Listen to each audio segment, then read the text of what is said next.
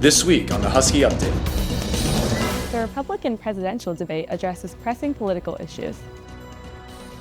A new bill gets introduced by the Massachusetts state legislature. And Grammy nominations get released. All this and more on this month's episode of the Husky Update. Your campus, your news, all the time. From the Showman Studio, here is the Husky Update. Hello, and welcome back to the Hupdate. My name is Esha Walia, and this is the month's news. The Republican presidential debate took place in Miami on Wednesday, November 8th. Former governors Chris Christie and Nikki Haley, Governor Ron DeSantis, entrepreneur Vivek Ramaswamy, and Senator Tim Scott were among those who attended. Notably absent was Republican contender Donald Trump, who was holding his own rally nearby. Candidates addressed critical subjects such as America's alliance with Israel, the economy, abortion, and other pressing national concerns. South Carolina Senator Tim Scott withdrew from the presidential campaign just 5 days after the debate.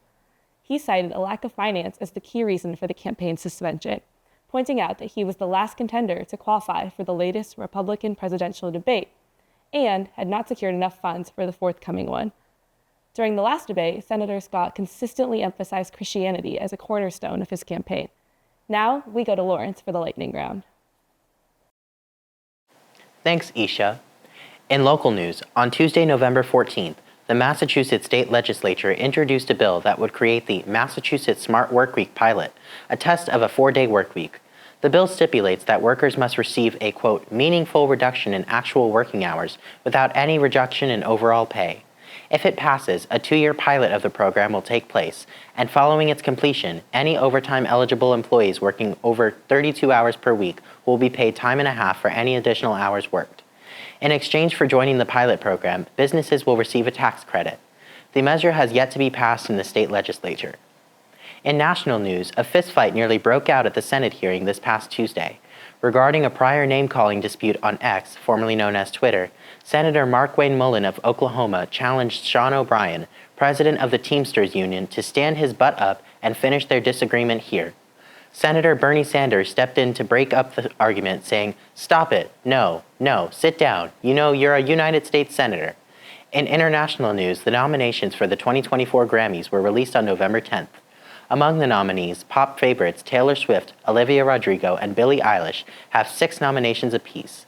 The Barbie movie also received 11 nominations in 7 categories. This year's list also includes new categories such as Best African Music Performance, Best Alternative Jazz Album, and Best Pop Dance Recording. The 2024 Grammys will air on February 4th. Now we go to David on the street.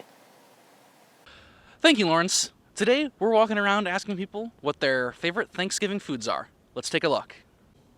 What is your favorite Thanksgiving food? I would have to say pumpkin pie. I think green beans. Well, I like turkey. Definitely the homemade stuffing. I'd have to go with stuffing, best part of Thanksgiving. Rolls. I love cranberry sauce. Cranberry sauce. Turkey. Mashed potatoes.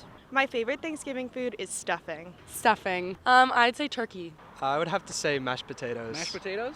Probably also mashed potatoes. I like stuffing. Mashed potatoes. Cornbread. I think mashed potatoes. I'd say stuffing. I would say turkey. Mashed potatoes. Mashed potatoes. Also mashed potatoes. Mashed potatoes. Pumpkin pie. Stuffing. Sweet potatoes with marshmallows on top. Mashed potatoes with gravy. It's pies and sweet potatoes. I really love a sweet potato casserole with some syrup and marshmallows. So my family, personally, we go with like salmon. I gotta say definitely pumpkin pie. Turkey maybe. Turkey? Mine too, turkey. We surveyed 40 Northeastern students and asked what their favorite Thanksgiving food was. We got 7 votes for turkey, 8 votes for stuffing. Our winner for the day, mashed potatoes, got 11 votes. No votes for corn, 1 vote for green beans, 2 votes for cranberry sauce, 3 votes for pumpkin pie specifically, 1 vote for other pies, 4 votes for sweet potatoes, 1 vote for rolls. Gravy got 0 votes. We had 2 write-in answers, cornbread and salmon. Back to you in the studio. Thanks, David. With the federal government set to shut down on Friday the 17th, the House had to act quickly to pass what is known as a continuing resolution to keep the government running. Speaker of the House, Mike Johnson, had to rely on Democrats to help pass this resolution, the same move that got Kevin McCarthy removed as Speaker a month ago. The bill passed the House by a vote of 336 to 95, with 209 Democrats and 127 Republicans voting in favor. 2 Democrats joined 93 Republicans to vote against the resolution. The Senate already passed the resolution, and President Biden is expected to sign the budget into law in the coming days, preventing a government shutdown. The resolution creates a unique problem for the House. Instead of having to pass one budget when it expires early next year, they will have to pass 2. The continuing resolution creates a deadline of January 19th for the expiration of some government programs, while others will expire on February 2nd. If the House fails to pass another continuing resolution or a national budget before these deadlines, government services will be affected. Democrats embraced this plan because it didn't incorporate the steep spending cuts that some hardline conservatives have demanded. A notable exception to the spending bill, aid to both Ukraine and Israel. The House has yet to pass any military funding to either country, something Democrats have requested. The Campus Services Committee is looking for your feedback about dining, housing, campus recreation, and more. You can contact them at this email. Speaking of dining, this December on Northeastern's Reading Day, the Campus Services Committee is running a campus-wide food drive. This food drive is a way for students here at Northeastern to give back to and help the people of the Boston communities around us, specifically the food insecure and the underserved residents of Mission Hill and Roxbury. Throughout December 4th and 7th at Stetson East, International Village, and the West Village Quad, they will be accepting unexpired, unopened, and non-homemade foods. December 7th is the only day where perishables will be accepted. You should participate in this food drive and donate because we will all be leaving to travel home soon for winter break, and your food will become unnecessary waste and as a way to say thanks to the communities around us. See you all in December.